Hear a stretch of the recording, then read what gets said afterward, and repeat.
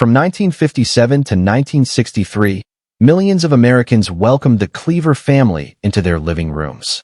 Leave It to Beaver wasn't just a sitcom. It was a cultural touchstone that defined an idealized version of American family life that continues to resonate decades later. But what if the sunny suburban world of Mayfield concealed stories far more complicated than anything that appeared on screen? Today, we're revealing what Jerry Mathers, Tony Dow, Ken Osmond, and other surviving cast members have finally shared after decades of silence.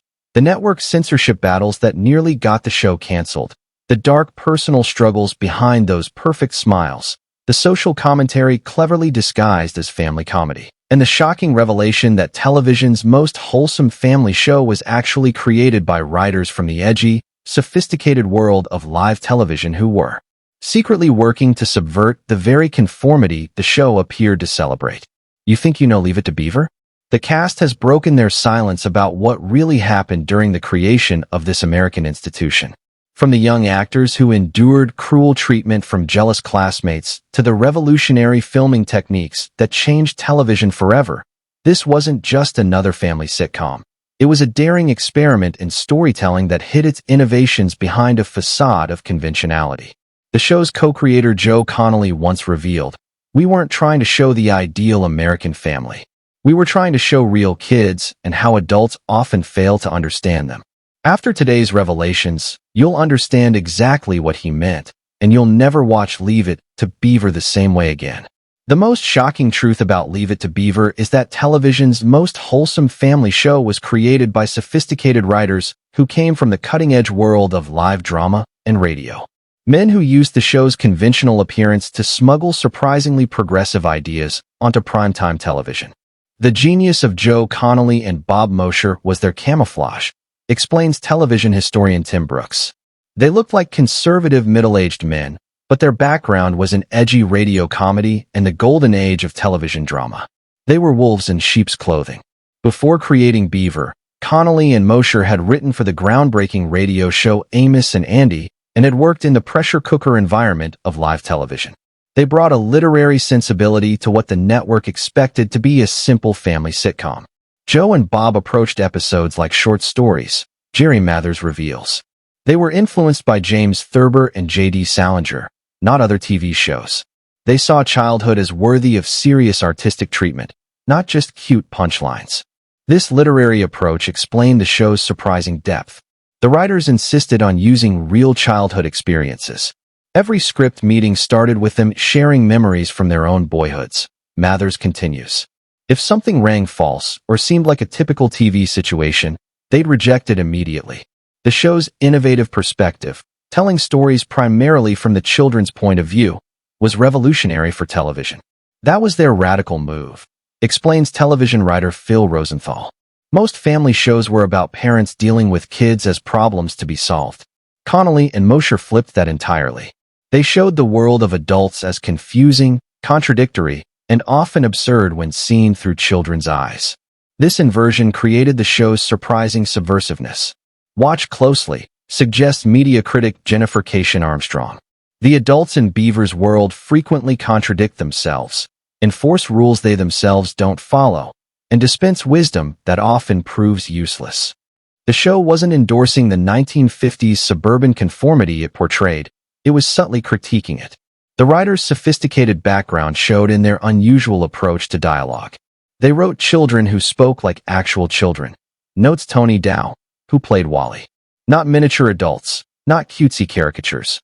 Our characters used real kid language, made grammatical errors, misunderstood adult concepts. That naturalism was extremely rare in 1950s television. This commitment to authenticity extended to the show's plots. Nothing sensational ever happened, Dow explains. No special Christmas episodes, no trips to Hollywood, no meeting celebrities. The stories were deliberately small, lost baseball gloves, awkward first dates, misunderstood assignments. The writers believed the drama of ordinary childhood was sufficient. Network executives frequently clashed with this philosophy. They kept pushing for bigger, broader stories, recalls associate producer Keith Larson. More slapstick, more obvious morals, more fantasy elements. Joe and Bob fought those suggestions constantly. They'd say, "That's not our show. That's not how real children experience the world." Most revolutionary was the show's refusal to end every episode with neat resolutions. Sometimes problems weren't solved, notes Mathers. Sometimes Beaver didn't learn the right lesson, or the adults gave contradictory advice. That complexity was intentional. The writers wanted to show that growing up is messy, not a series of tidy moral fables. This approach occasionally created tensions on set. Hugh Beaumont, Ward Cleaver, sometimes struggled with the scripts, reveals Dow. He'd say, "Why isn't Ward clearer here?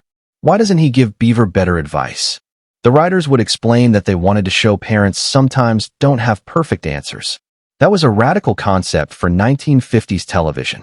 Perhaps most subversive was the show's subtle questioning of consumer culture. The Cleavers were solidly middle class, but the show rarely glorified possessions, explains cultural historian Thomas Doherty. Episodes often showed how pursuing material things led to disappointment or complications. That's a surprisingly countercultural message for the height of America's consumer boom. The writers cleverly used the character of Eddie Haskell as their most subversive creation.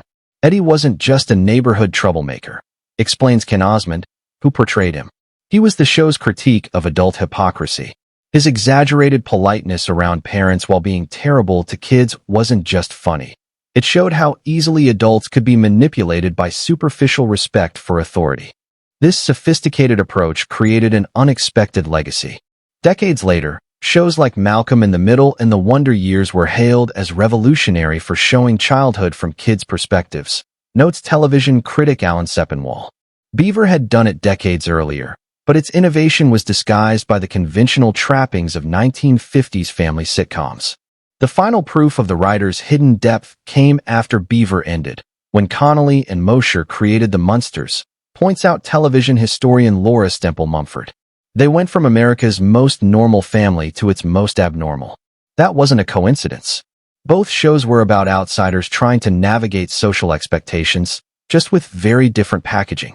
This literary, child-centered approach explains why Leave It to Beaver, unlike many of its contemporaries, continues to resonate with new generations.